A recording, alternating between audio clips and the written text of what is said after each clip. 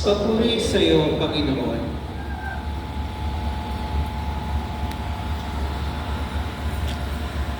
Noong panahong iyon, umalis si Jesus sa Jordan. Puspos ng Espiritu Santo, dinala siya ng Espiritu doon sa ilang. At sa loob ng 40 araw ay tinukso ng Diablo. Hindi siya kumain sa buong panahong iyon, kaya't gutom na gutom siya. Sinabi sa kanya ng Diablo, "Kung ikaw ang anak ng Diyos, iutos mo na maging tinapay ang mga batong ito." Ngunit sinagot siya ni Jesus, "Nasusulat, hindi lamang sa tinapay nabubuhay ang tao." Dinala siya ng Diablo sa isang napakataas na lugar at sa isang saglit ay ipinakita sa kanya ang lahat ng kaharian ng sanglibutan. Ibibigay ko sa iyo ang lahat ng kapangyarihan at kadakilaan ng mga kahariang ito, wika ng Diablo. Ipinagkaloob ito sa akin at maibibigay ko sa kanino mang ibigin ko. Kaya't kung ako'y sasambahin mo, magiging iyong lahat ito. Sumagot si Jesus, "Nasusulat, ang iyong Diyos at Panginoon ang sasambahin mo, at siya lamang ang iyong paglilingkuran." At dinala siya ng Diablo sa taluktok ng templo ng Jerusalem at sinabi sa kanya, "Kung ikaw ang anak ng Diyos, magpatihulog ka, sapagkat nasusulat, ipagbibilin niya sa kanyang mga anghel na ingatan ka at aalalayan kanila upang hindi ka matisod sa bato." Subalit sinagot siya ni Jesus, "Nasusulat, huwag mong subukin ang Panginoon mong Diyos." Pagkatapos niyang tuksuhin ng Diablo sa lahat ng paraan, ito'y umalis at naghintay ng ibang pagkakataon. Ang mabuting balita ng Panginoon. Pinupuri ka namin, Panginoong Jesucristo.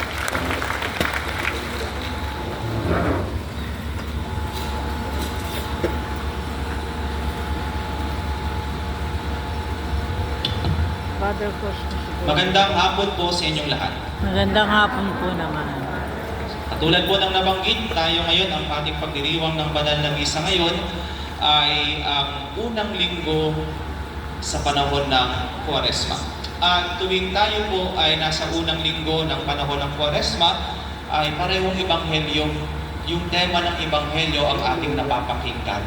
No? Yung ang ating Panginoong Jesus ay tinukso ng Diablo sa disyerto. So, taon-taon, naghihiba lang kung saang ebanghelyo, kung sinong ebanghelista ang nagsalaysay.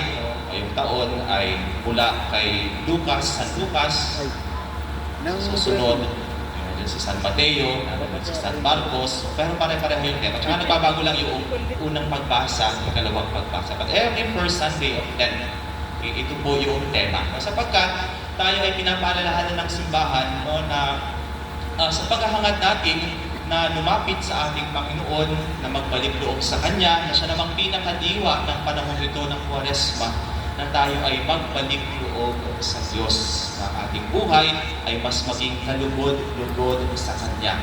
Eh, nasa ating adhikain na ito ay merong kalaban na nais sirain, no, ang ating kaluluwa, no, na sa paghahangad natin na lumapit sa Panginoon, merong kalaban na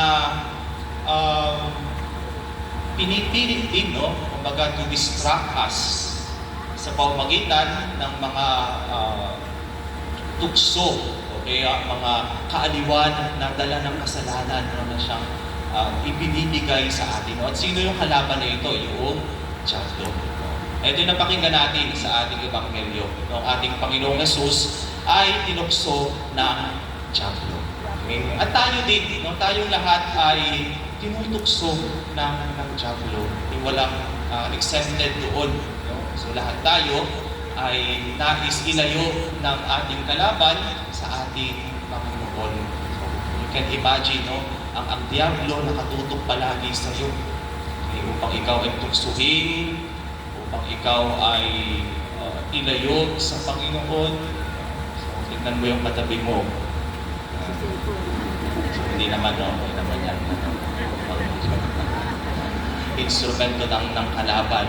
Pero ang katotohanan no, ng reliya ng ating kalaban no, sa ating pagsusumikap na lumapit sa Panginoon, gumawa ng kabutihan ay hinahangad din niya no, na ang ating kasiraan.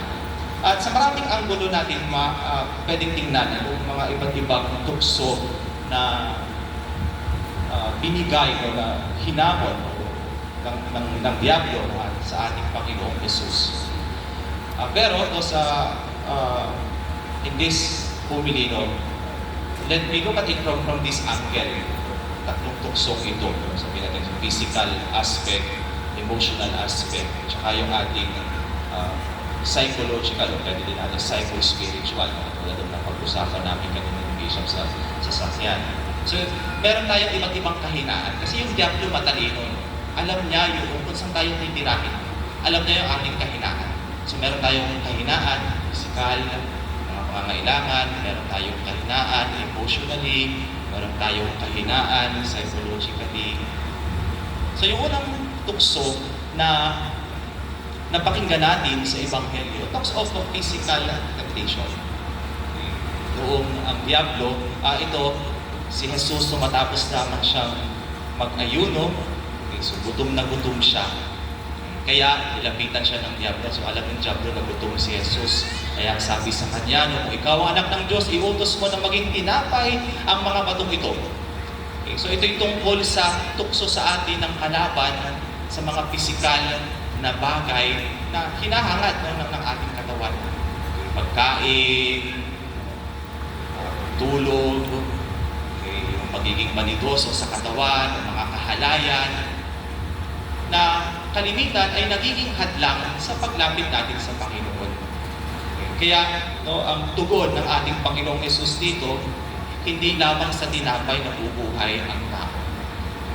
So marahil kasi no, kapag masyado tayong babad sa pangangailangan ng ating katawan, sa hinahanap ng ating katawan, no, mawala tayo sa focus. No, so dapat natin gawin sa mga pagtugon natin sa kung ano ang responsibilidad na ipinagkatiwala sa atin ng Panginoon. So, alam ng kalaban, no, that this can be our weakness. Kaya doon tayo, matulog ka na lang ng matulog, no? Masarap maging tamad, masarap ang walang ginagawa. Okay? So, masarap lang palagi ang kumain. So, that's the first aspect. No? At pangalawa ay, pwede natin sabihin, no, emotional. Emotional part. Pangalawang subok noong Diablo na tuksuhin ang ating Panginoong Hesus. Siya ay para siya magkasala. No? Ang ginawa niya, dinala siya sa isang napakataas na lugar at sa isang sandit, ipinakita sa kanya lahat ng kaharian. Ibibigay ko ito sa lahat, sa iyo lahat, kapag ako ay sambahin mo. So maaari natin sabihin, ito yung tukso na napaka-appealing sa atin, no? Yung magkaroon, emotionally attractive to us. Magkaroon ng kapangyarihan, magkaroon ng mga kayamanan dito sa mundo. Kaya ang sagot ng ating Panginoong Hesus, huwag mong sambahin ang mga bagay na ito. Pagkat nasusulat, ang iyong Diyos at Panginoon ang sambahin mo. Siya lamang ang iyong paglingkuran. So, tingnan natin, minsan may mga ambisyon tayo, may mga hangad tayo na magkaroon ng mga ganitong bagay. Sometimes even at the expense ng ating ugnayan, tamang ugnayan sa Diyos, tamang ugnayan sa kapwa, even at the expense of doing bad things. So, ayan, halimbawa, malapit na ang eleksyon, maraming naghahangad na malulok sa posisyon. Kapangyarihan mo. Pero ano yung tunay na hangad upang bakit nais ng isa na maluklok sa posisyon? So sana, tunay na paglilingkod, hindi lamang magkamkam ng kapangyarihan, magkamkam ng kayamanan. Kasi yun yung malaking tukso. Very attractive sa atin. Magkaroon tayo ng kapangyarihan, kayamanan para sa ating sarili. So alam ng Diablo yung kahinaan natin yun. Pangatlo ay psychological. pangatlong tukso ng Diablo sa ating Panginoong Jesus ay, sabi niya, no, tumalon ka dyan sa mataas na yan. At pagtalon mo dyan, kung ikaw ang anak ng Diyos, sasagipin ka ng mga anghel. Yan. So dito, ito yung tukso na tungkol sa pagtitiwala sa Panginoon. About our identity. At dito, sinasabi ng ating Panginoon na huwag nating subukan. Huwag mong subukan ang iyong Panginoong Diyos. Sabihin, magtiwala ka sa Kanya. Okay? Sapagkat minsan, gusto natin patunayan ang kabutihan, pagmamahal, kapangyarihan ng Diyos sa pamamagitan ng gusto natin siyang kumilos ng ayon sa ating kalooban, ayon sa ating gusto. Pero yung tunay na pananampalataya ay pagtitiwala sa Panginoon. Hindi kailangan ng Panginoon gumawa ng mga milagrosong bagay sa ating buhay upang ibigay natin yung ating pagtitiwala sa Kanya. O upang patunayan sa atin na tayo Kanyang minamahal, na tayo Kanyang mga anak. So hindi kailangan nung nasubukan natin.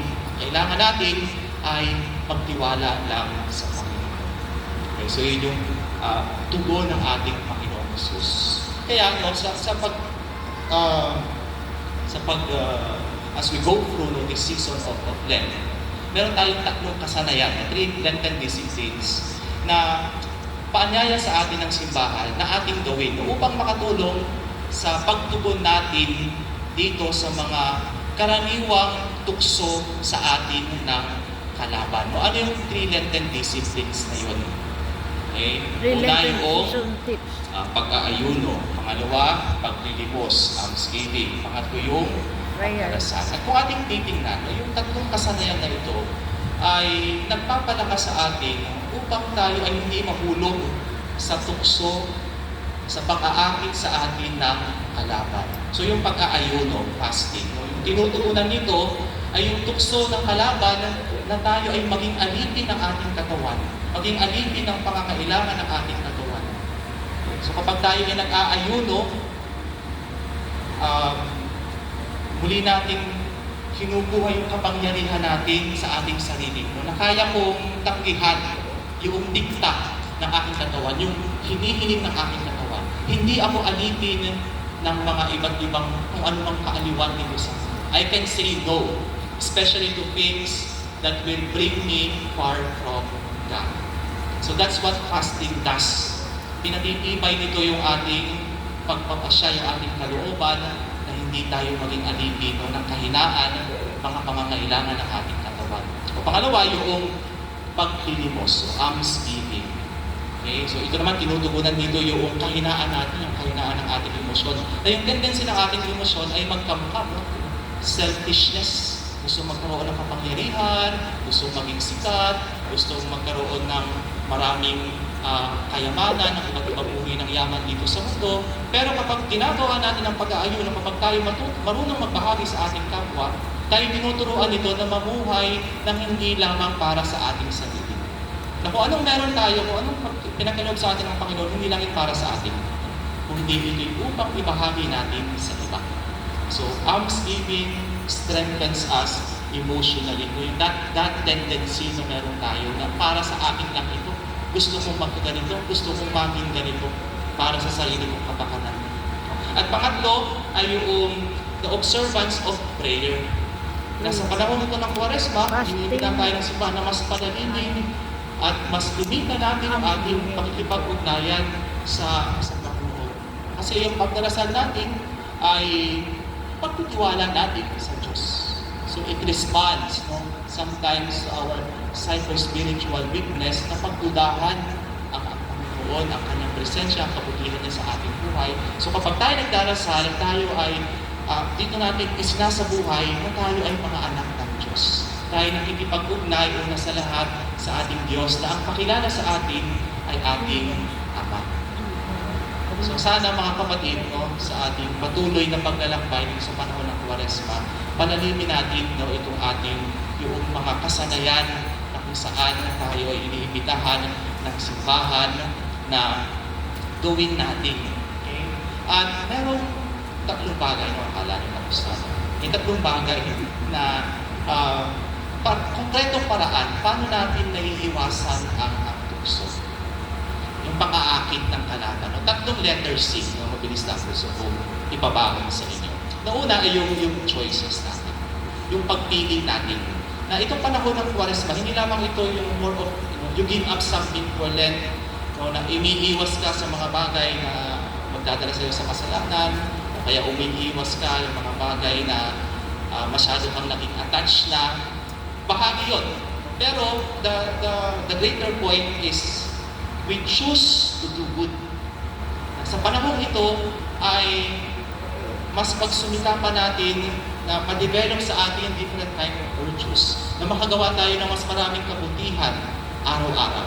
Huwag natin palipasin ng isang araw na wala tayong nagagawa ng kabutihan. So kailangan natin ng pagpili. No? Kaya napakinggan natin sa unang pagbasa. Sinasabi doon, yung mag-alay tayo sa Panginoon.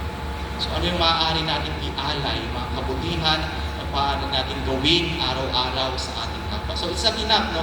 To give up something for Lent. More important is we do something, being active in doing good, in developing virtues in our life, na mas maging katulad at kamukha tayo ng ating Panginoon sa ating mga pagkilos, sa ating mga gawa. At pangalawang paraan, pangalawang letter C para maiwasan natin ang tukso ng kalaban, yung contentment. Kapag tayo kontento sa buhay, sa mga bagay na meron tayo, hindi tayo maghahangad na kamtan pa yung mga bagay na hindi naman para sa atin. Kasi kung wala tayong kakontentuhan sa ating buhay, madali tayong mabibihag ng kalaban. No? So parang yung kwento ng isang aso. Yung isang aso may tangay-tangay na buto. At nung dumaan siya sa tulay, no, sa ilalim meron tubig, nakita niya yung imahin niya doon sa tubig. Pero hindi niya kilala na imahin niya yun. Nakita niya ang aso din, no, may tangay-tangay na buto. So yung aso, nakita niya, so gusto niyang kunin yung buto noong aso na naan doon sa tubig, na siya naman yun. So yung ginawa ng aso, kinahulan niya yung anino niya. Pagkahol niya, anong nangyari? Unang kahol, nahulog yung kagat-kagat niyang buto. So nawalan pa siya. Okay, so ganoon ang nangyayari kapag wala tayong kakontentuhan. Kung ano yung meron tayo, nawawala pa sa atin. No? O meron ka ng partner, meron ka ng pamilya. Hindi ka pa nakontento sa isang kapartner, kumarap ka pa ng iba. O nagkabukingan, nasira ang pamilya mo, nawala pa yung pamilya mo. Meron ka ng pera, hindi ka pa nakontento sa pera mo, gusto mong pamaramihin, nagsugal ka. Wala. Nakalo ka sa sugal. Yung pera na meron ka, nawala pa. So ganun ang nangyayari kapag wala tayong kakontentuhan sa buhay. Yung mga bagay na meron tayo, nawawala pa sa atin. So, tingnan natin, no, at ipagpasalamat at maging masaya tayo, doon tayo magsimula. Ipagpasalamat natin yung mga bagay na meron tayo. Sabi nga, no, don't let your food to get cold in looking in someone else's plate. No? Minsan, nakatingin tayo sa pagkain ng iba, no? Ang sarap naman ng pagkain niya. Yung pagkain mo lumalamig na. No? Kasi katitingin mo sa kung ano yung meron na pagkain yung katabi. So, ibig sabihin no, mag-enjoy ka, no? Ipagpasalamat mo kung ano yung pinagkaloob sa'yo na biyaya. Contentment. At kapag meron tayong sense of contentment, hindi tayo madaling bibigay sa tukso ng kalaban. No? Pangatlong letter C ay connection. No, dapat connected tayo. No? Hindi natin kaya mag-isa ang Diablo. Mas matalino siya sa atin. So, ibig sabihin niyan, una sa lahat, connected tayo kay Lord. Okay? Sa Kanya tayo humihingi ng lakas, ng paggabay, no? Upang tayo ilayo sa pahamakan, sa masama, paano natin iiwasan ang tukso, lalabanan ang tukso. Kaya yung sinasabi sa dalawang pagbasa, napakalapit ng salita sa atin. At ano yung salitang yun? Yung presensya ng Panginoon. So stay connected to the Lord, especially through prayer. At dito din papasok yung halaga ng ating mga kaibigan, gumagabay sa atin, komunidad natin, pananampalataya, no, na siyang minsan magko-correct sa atin, gagabayan tayo. Kasi kung tayo nang mag-isa, naku, delikado yan. Talagang tayo ay mahuhulog sa bintag ng kalaban. Kaya napakahalaga. Connected tayo. Connected tayo sa ating mga mabubuting kaibigan, sa kapanalig natin, sa pananampalataya natin, at higit sa lahat, connected tayo sa Diyos. Okay? So yung tatlong letters C na yun. Choice. Choice. Next, Contentment. to do good. Pangalawa, Contentment. Makontento tayo. Pagpasalamat natin yung mga biyaya na meron tayo. Pangatlo, Connection. stay connected to others. Stay connected to the Lord. At yun yung ating patuloy na hingin na grasya sa Panginoon. Sa pagpapatuloy ng paglalakbay natin sa panahon, sa banal na panahon na ito ng Quaresma. Choices. Huwag tayo To do maging good. pag-ibay sa lahat ng pagsubok, Tapos, sa lahat ng number 2. panulugso sa atin ng ating kaaway. At tayo patuloy na lumago ng mas malalim na ugnayan natin Una, sa Diyos. choices to do good. Amen. Sumunod. Ano ba ito? Connection, pangatlo. Magsinta